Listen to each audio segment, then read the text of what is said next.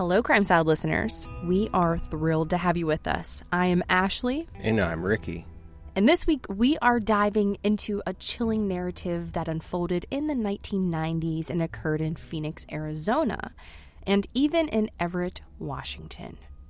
Attacks that were possibly done by the same man.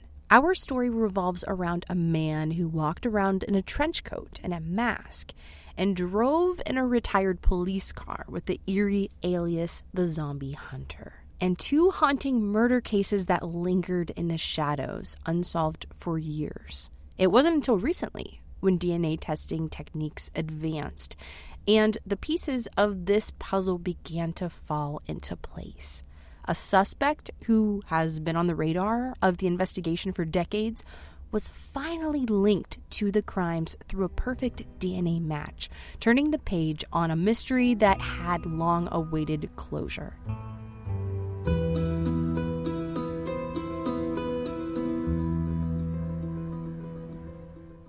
I mean, it's an incredible feeling. Like, every time I see a headline stating that there's this cold case that has been solved, I get, like, this little butterfly feeling. You know why? Why? You are a crime nerd, my friend. Such a freaking nerd. And you're married to me. No, but really, the fact that they even kept all of this DNA evidence, like, in storage so that once technology caught up to the point that we could actually solve these cases. Like, we could have just been like, yep, nothing we could have done here. But we kept it. Yeah, like, oh, here's some guy's semen. I'll throw that out. We don't need it. Yeah, just scrape it off the table and throw it in the trash. Now, this Crime Salad episode comes with a content warning. There will be mentions of the young women whose lives were tragically lost at the hands of a killer who preyed on his victims and attacked them with a knife for his own selfish fulfillment. Disturbing is an understatement, so please take the warning seriously because it mentions kidnapping, sexual assault, mutilation, and the complete heartbreak and devastation that the victims' families faced. Yeah, F this dude. So, if you're still here, let's start from the beginning as we unravel the details of these attacks and the breakthrough that brought long overdue justice. I think we should give a moment of silence for anyone who doesn't want to move forward to drop off. See ya. Bye. All right, for now, you sickos. No, I'm just kidding. So in November of 1992, a bicyclist was riding along the cemented path that runs alongside the Phoenix, Arizona Canal, a popular spot where bikers, walkers, and joggers are active. It was after the hot Arizona sun cooled down when they discovered what appeared to be a thick, bloody substance on the cemented bike path that looked like drag marks. And then there was a body floating in the Arizona Canal. After contacting the police, a naked female body was recovered from the canal. The body was covered in stab wounds and was decapitated. Ugh. The missing head was discovered 11 days later, identifying the person as 21-year-old Angela Brasso. Now, the police reported that it was in very good condition. It was believed to have been kept on ice and treated as a trophy before being dumped into the water and soon discovered 11 days later. If it were in the water for 11 days, the effects from being in the water for that long, the wildlife, the decomposition, it would have without a doubt altered the appearance. But the records stated it was in good condition. Ugh, that's gross. And the autopsy revealed that the young woman had been sexually assaulted. So it was a frightening discovery that shocked the family and terrified the community.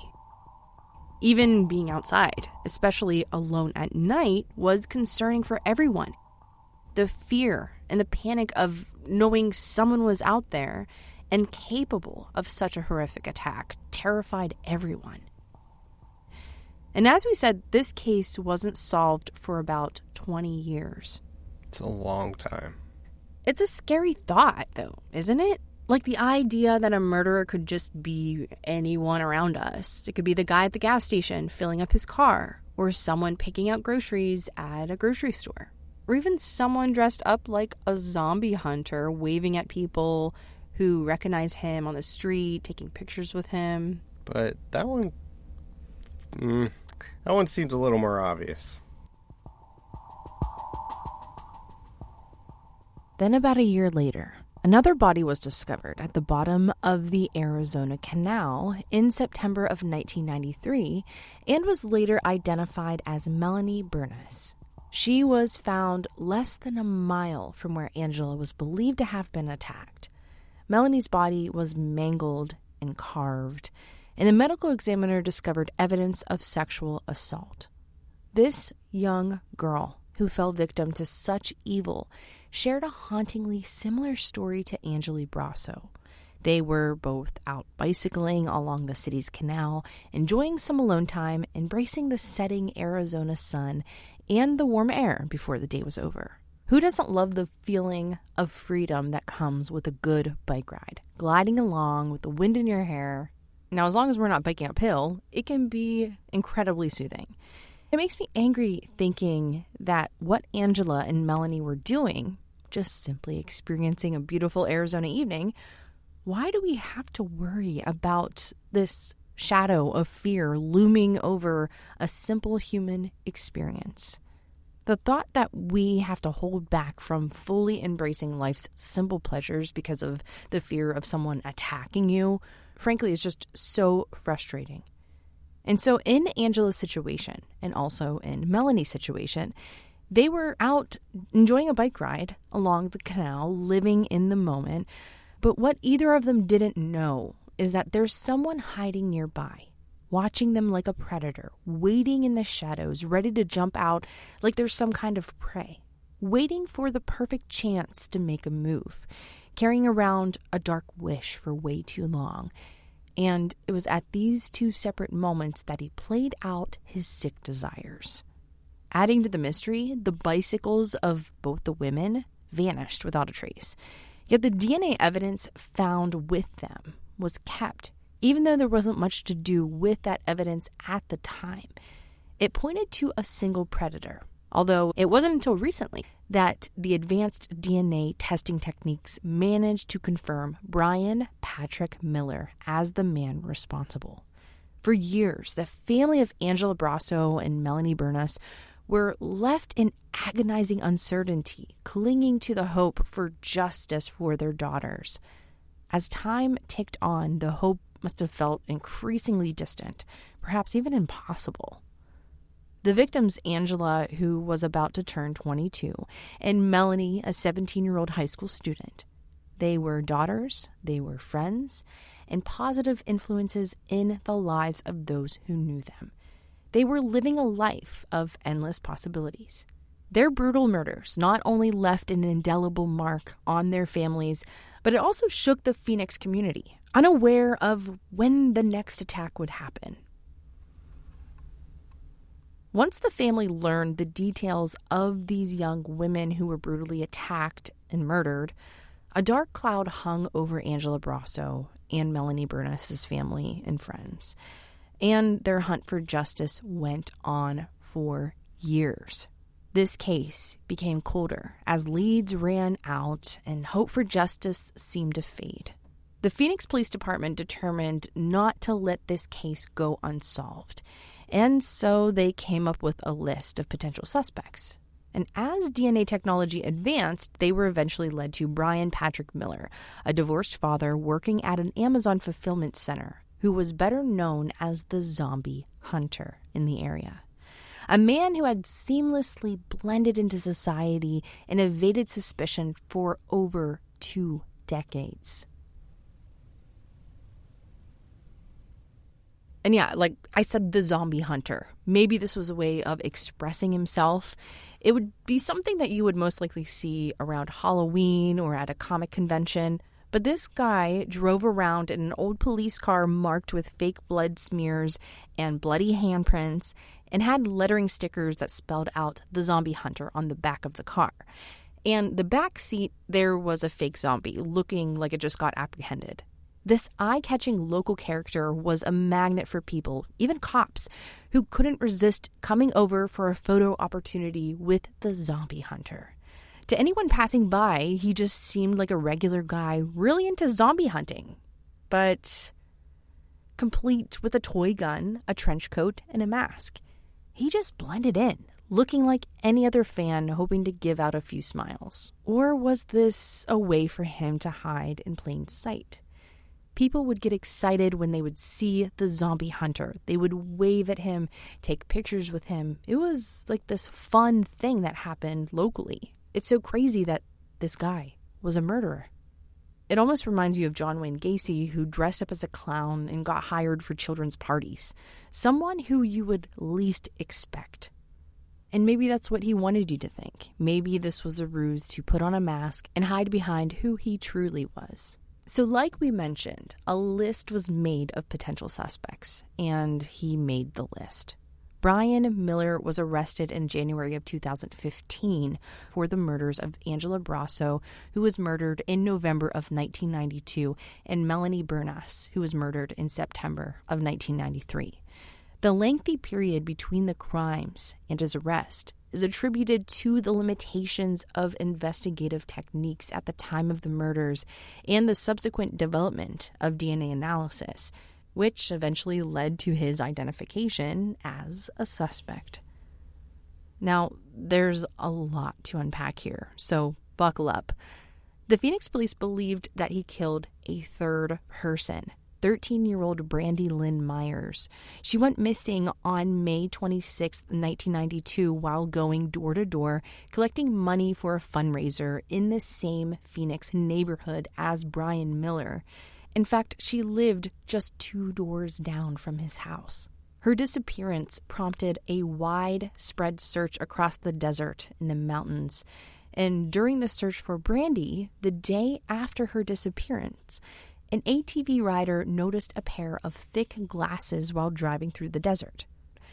Now, at first, the ATV rider assumed that it had to be Brandy, because her disappearance had been widely publicized and the community was well aware. The body was decomposing, leaving only skeletal remains, the outfit that she was wearing, and her glasses. Investigators assumed that this wasn't Brandy because the level of decomposition, and she was missing the previous day. Now, an autopsy revealed that the cause of death for this young girl who was found was strangulation. So as you might expect, the early 1990s in this area were fraught with fear that this killer was out killing these young women. It wasn't until 2011 that she was identified as Shannon Amok, a 16-year-old who went missing 8 weeks before. That's pretty rough. 2 decades later, so 20 years later, the young woman, a Jane Doe, was identified as Shannon Michelle Amok. One thing about her disappearance was the lack of information indicating that anyone was looking for her. In the spring of 1992, she allegedly ran away from her group home. She had been in the foster care system since age 3, and she was first adopted by a family, but was returned back to the system due to uncontrollable behavior. She had been transferred from different foster homes and group homes approximately 40 different times. And during her time in the foster care system, she was known to be a frequent runaway, never feeling stable, constantly moving in and out of the foster care system, and never feeling like she had a home.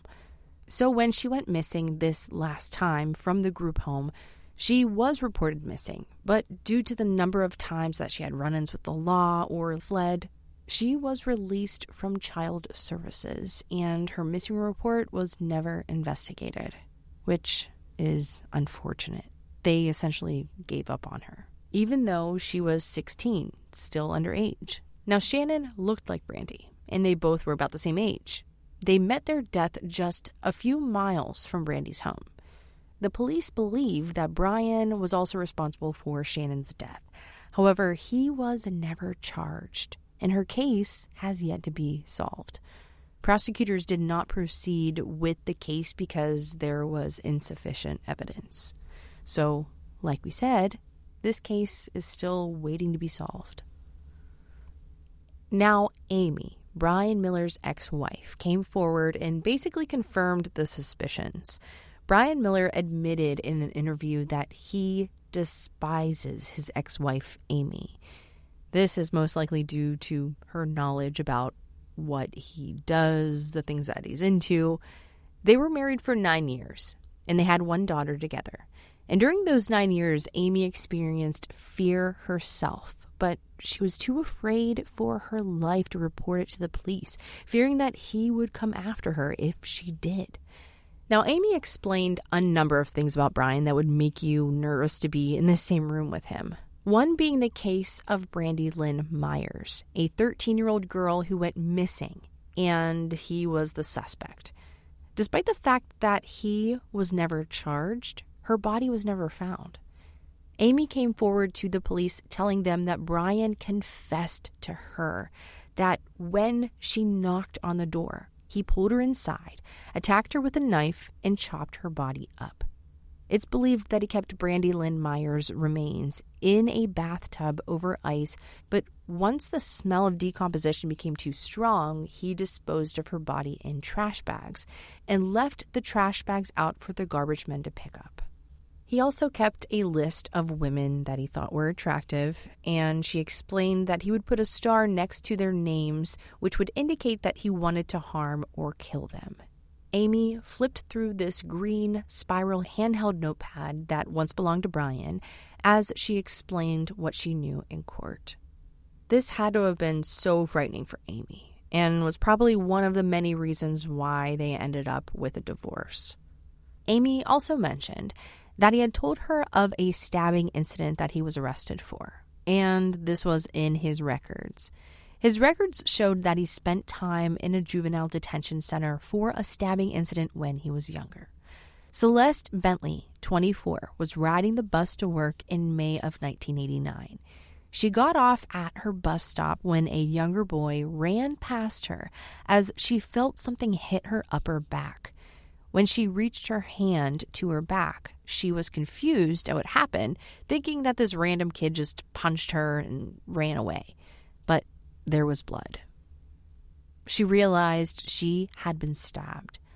Now, fortunately, she was able to make it safely inside the grocery store where she worked, and they called for help, and eventually they were able to find and arrest the young boy, whom Celeste was able to identify. Doctors confirmed that if the blade had gone in a different direction, her lung could have been punctured, which could have been fatal. Now, this was Brian's first incident that we are aware of, who was 16 years old at the time and attending high school. Now, while he was in a juvenile detention center, his mother was going through his belongings and discovered a disturbing note that stated how he wanted to kidnap a girl, rape, murder, and dismember her, and do a number of disturbing other things. Essentially, his written out plan for what would eventually happen. On this same piece of paper, there was also a plan to decapitate someone while preserving their head. Now, Brian's mother was so disturbed by this note that she handed it over to the cops. And she was so disturbed that she didn't want him back in the house. She didn't want to live with him. So when he was released from the juvenile detention center at the age of 18, she was concerned for her safety, didn't want him around, so he stayed in a halfway house. So after this, he began to act out his dark fantasies. But he hid behind his alter ego, the zombie hunter. He married Amy, and they had a child together. They eventually divorced, and he got a place to live with his daughter. During his marriage, Amy mentioned that they had lived in Washington in the early 2000s, and during their stay in Washington, a few other bodies mysteriously appeared, and their cases have yet to be solved. And they were discovered in the same way the bodies in the canal were found. So who knows how many other people he killed? On May 23, 2002, while they were still living in Washington, a young woman named Melissa was walking through Everett, Washington. He pulled up next to her and offered her a ride. She recognized him from hanging out at a friend's apartment complex, and she took the offer. As they were driving, they discussed how some trails and some paths in the area were known to be dangerous, not realizing that the person inside the car who was driving her around was capable of murder. During this ride, Brian decided to bring her to his workplace because she needed to use a phone, but then he stabbed her in the back with a 12-inch serrated knife. Now, just to remind you, this is in 2002, after the 90s murders, after multiple attacks that he said that he was involved in. You would think that this is where, the police would say, all right, game over, Brian, but no. He was arrested for the attack, but he got off the hook, claiming that Melissa was attempting to rob him. And just like that, he was free. It's unbelievable how he got off the hook. So when he went to court, the jury didn't believe what Melissa was saying. It was essentially a he said, she said situation where they didn't know who to believe. This married man with a daughter, a job, someone who drives a car, compared to this woman who didn't have a car, who took this ride from this guy, who didn't have a phone, who seemed like she was hitchhiking. It painted this picture that he was innocent and she was the bad one, when it was the other way around. Now, being the wife married to Brian Miller, Amy was always scared of him. But it was kind of like she was so scared to the point where, if she said anything to the police or if she tried to leave, would he try to hurt her? Now, during his time in jail with this last incident, they would exchange letters back and forth. And at first, the letters were nice. He would be claiming his innocence, sounding sweet, this husband that misses his wife. But eventually, these letters would take a dark sexual turn, like saying that when he gets out of jail, he'll do all these things to her. And when he got home, the things that he said he would do in these letters began to happen. For example, during sex, he sometimes would hold a knife to her throat, and sometimes he would use needles on her or tie her up, all without her permission. So as you might expect, that incident was just over the line. And the thought of the secret notebook he kept, the stabbing incidents that he mentioned, the murder that he mentioned, all these different stories were so frightening to Amy, and she's scared for her life. So eventually they get a divorce. She just gets out of this relationship. But Amy would agree that she never seen this side of him before, this evil, dark, sexual deviant side. This was different. As time passed and DNA evidence technology advanced, it became necessary to connect his actual DNA to DNA evidence preserved from the two bodies discovered in the 1990s. So, in January of 2015, a detective went undercover, knowing Brian was working at an Amazon fulfillment center in Phoenix, Arizona. He approached his car, possibly he was on his lunch break, hanging out in his car, and he stated that he's looking to hire someone for $20 an hour to work as a security guard because there has been several instances where someone is stealing items from the Amazon trucks. $20 an hour? Heck yeah. Now, this was all a part of a well-thought-out plan to obtain Brian's DNA, and they went to a local Chili's to discuss the job further. Brian also brought his teenage daughter with them, giving Brian Miller an air of innocence, as if he were this single father with his teenage daughter, looking for a decent job. The detective was able to obtain his DNA from the cup that he was drinking water from, and his DNA was an exact match to the DNA found on the two victims decades ago in the early 1990s. Angela Brasso, 21, who had been stabbed repeatedly, sexually assaulted, decapitated, mutilated, and left in the water to be discovered. And Melanie Burness, 17, who had been subjected to the same vicious attack years ago. Now, we often hear that murderers like Brian Miller had a terrible childhood filled with rejection and trauma. Brian grew up without his father, so he was primarily raised by his mother, whom Brian claims tortured him. His mother ran a strict household and worked as a detention officer. He claims that there would be a lot of mental and physical abuse in the house beginning at the age of 5. This was used as evidence in his defense. In court, the defense admitted that he was the canal killer, but they argued that he was not guilty due to insanity. Brian claims that he has no memory of the killings of the 2 women. The defense explained this by claiming that his mother exposed him to violent sexual content at a young age. She taught him about her pornographic interests and allowed him to watch extremely violent films. People from Brian's past came forward and would agree that he had a troubled upbringing. A neighbor who lived close to Brian's childhood home shared that his mom would show this bitterness about Brian and how Brian should have died instead of her husband. Brian's father died in a motorcycle crash.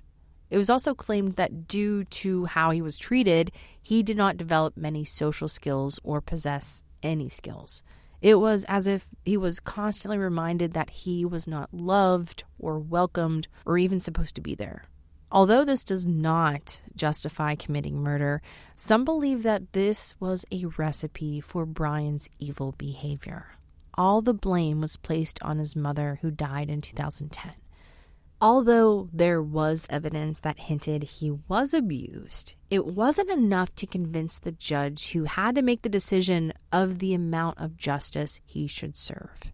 This comes in the wake of a harrowing ordeal where the loved ones of 2 young women faced years of seeking for justice and the unspeakable violence, enduring assault, rape, stabbing, and mutilation, and with one of the victims tragically being decapitated. As the judge stated, the defendant did not simply murder them, he brutalized them. I believe she said it perfectly. These women had their entire lives ahead of them, and Brian hid in plain sight for 20 years, allowing him to avoid prison. He got to raise his daughter and live this normal life that those 2 girls never got to experience.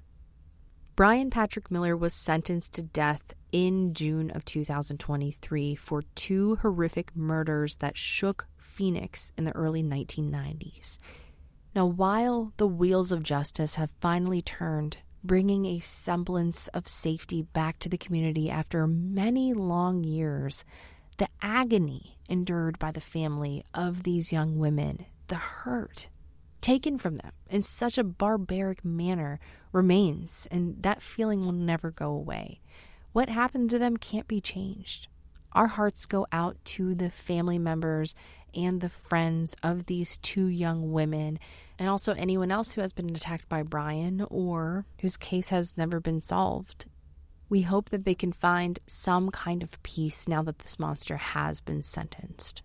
And that completes this week's episode. Thank you all so much for listening to Crime Salad. Make sure you subscribe wherever you are and leave us a 5-star review. By the way, thank you for the awesome reviews. They are so amazing. It's so weird because we see the numbers of the people who are listening, and that's really all we get. But when we get these reviews or like your comments or your messages, it's just real. And it's just so awesome to see. You guys just keep our show growing. Thank you all so much for listening and supporting our show. We really, really appreciate it. And we will be back next week.